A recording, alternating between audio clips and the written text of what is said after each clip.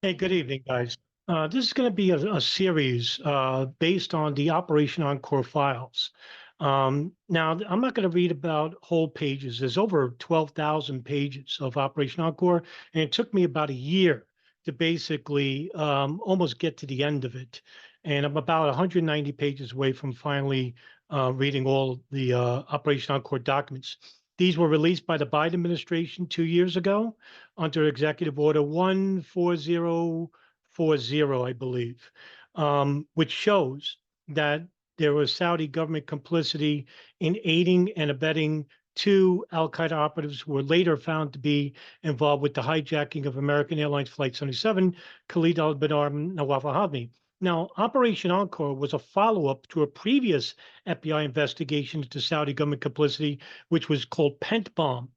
But a few of the agents, led by Jose Rodriguez, basically found that the White House basically was covering up the uh, uh, the contacts between Saudi government and the operatives that were inside the United States helping Khalid al-Mihdhar and Nawaf al-Hazmi. So they opened up another investigation called Operation Encore. So this series is basically going to be about the edits of certain pages within Operation Encore that I find to be important enough for the public to know. And so these videos aren't going to be very long. I'm going to be reading off these edits, and you're going to be reading with me.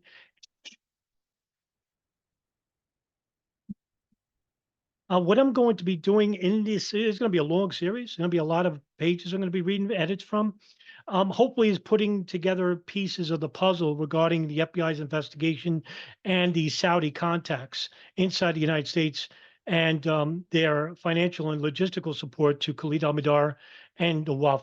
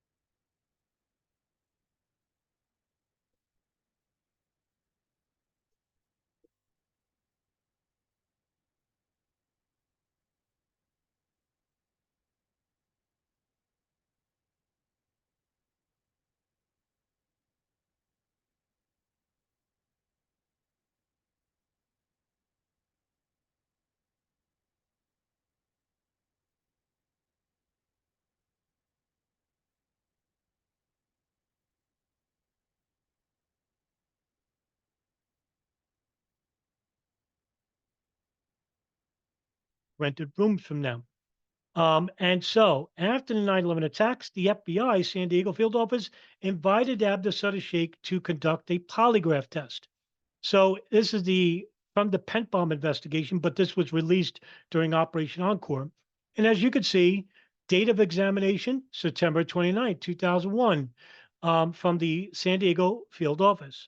Major case 182, PENTTBOM, examinee's name, Abdussattar Sheikh, whose code name as a top echelon informant for San Diego was Stan.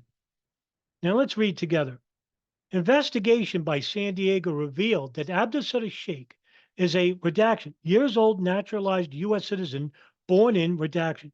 Sheikh, a devout Muslim, arrived in San Diego, California from San Francisco, California, 1970. He is one of the original founders in 1977 of the San Diego Islamic Society, or the Islamic Center of San Diego, where Khalid al-Mihdhar and Nawaf al-Hazmi went to answer an ad about renting rooms.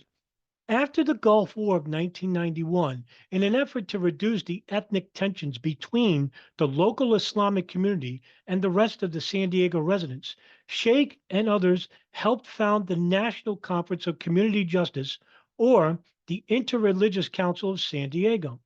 Sheikh is a member of the San Diego Police Department Advisory Board.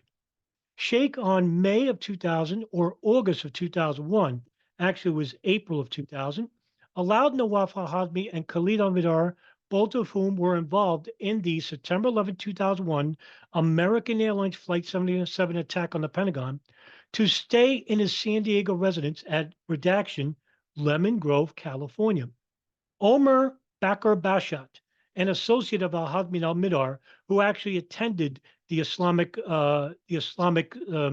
Community Justice Center in San Diego, also lodged at Khalid Sheikh's residence. Sheikh indicated that he also knew and socialized with Omar al-Bayoumi. Now, for those who don't know, Omar al-Bayoumi is going to be a prominent name in the Operation Encore file. In fact, he's the number one name because he actually helped get al-Mihdhar and al-Hazmi to San Diego through another Yemeni imam at the Masjid al-Ribiyat Mosque named Anwar al-Awlaki, the guy President Obama droned in 2009, I think, 2010. Don't quote me on the year. But nevertheless, al-Hazmi and al-Mihdhar were given 3 months' rent by Omar al-Bayoumi in San Diego. So he's indicated that he also knew and socialized with Omar al-Bayoumi. Sheikh couldn't identify any other of the suspected terrorists or associates of the terrorists who attacked U.S. targets on September 11, 2001. Sheikh advised that he had no prior knowledge that anyone was planning to attack targets in the United States and that he didn't have any participation in any of these attacks. Sheikh advised that Bakr Bashat, al-Mihdhar, and al-Hazmi were introduced to him by Modar Abdullah. This is going to be another prominent, even though this is butchered, that's not, they spelled it wrong. Modar Abdullah is another Yemeni who basically provided logistical support to al-Mihdhar and al-Hazmi who didn't speak English. Modar Abdullah helped them around in San Diego, who was an associate of Yazid al-Salmi. Sheikh participated in Islamic religious rituals with all of the above mentioned individuals at the local mosque. Now, on September 29, 2001, Sheikh voluntarily appeared. Now, let me make myself disappear. Sheikh voluntarily appeared at the offices of the FBI in San Diego, California, for a scheduled polygraph examination. Sheikh was admonished via forms FD 328, consent to interview with polygraph, and FD 395, interrogation, advice of rights, which were read to and by him. Sheikh stated he understood and he signed. Thereafter, Sheikh advised that he didn't have any prior knowledge or participation in any of the terrorist attacks against any U.S. targets on September 11, 2001. Sheikh was afforded a polygraph examination consisting of the following relevant questions. Series 1. Did anyone tell you that they were going to crash an airliner into any of those U.S. targets on September 11, 2001? Answer, no. Did you know for sure if any of your associates was going to crash an airliner into any of those U.S. targets on September 11, 2001? Answer, no. It is the opinion of this examiner that the recorded responses to the relevant questions on Series 1 are inconclusive. Now, what does that mean? Inconclusive means that it's not totally factual and not totally a lie. They're inconclusive, which doesn't admonish him from being a suspect in pre-knowledge or that he had no knowledge at all. Series 2. Did any of your associates tell you that they were going to crash an airliner into any of those U.S. targets on September 11, 2001? Answer, no. Did you know for sure if any of your associates was going to crash an airliner to any of those U.S. targets on September 11, 2001? Answer, no. It is the opinion of this examiner that the recorded responses to the relevant questions to Series 2 are also inconclusive. Now, Abdussattar Shaikh was a top echelon informant for San Diego FBI office. His handler codenamed him Stan. His handler was Stephen Butler, who basically was told by Abdussattar Shaikh in 2000 that he rented rooms to two men who came from Saudi Arabia to learn English and that they wanted to train at flight schools. That they were, Islamic brothers in good standing, semi-religious. They used to pray together and eat meals together. And he didn't find them to be suspicious. Now, Stephen Butler was told of their first names, Khalid and Nawaf, but he wasn't told of their last names, their surnames.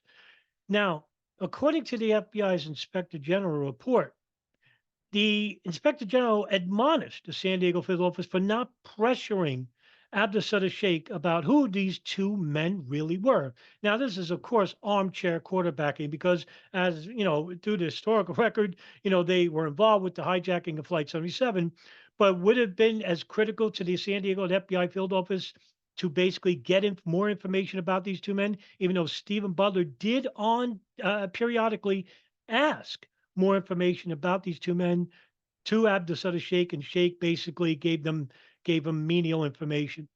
So I don't know where to put Abdussattar Sheikh. Um, did he have pre-knowledge about 9/11?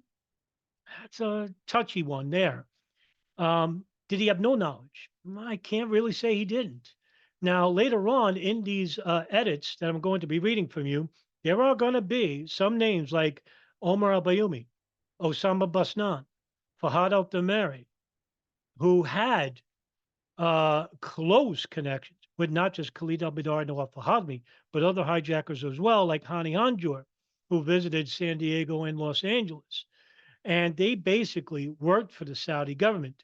Abdussattar Sheikh did no such thing. He basically was just an FBI informant for many years and wasn't really truthful to his handler, Stephen Butler, didn't give him any damning information, whether he had or hadn't. It's really inconclusive, but I'll let you up to it. Now, like I said, this is going to be a future series. It ain't going to be very long videos at all.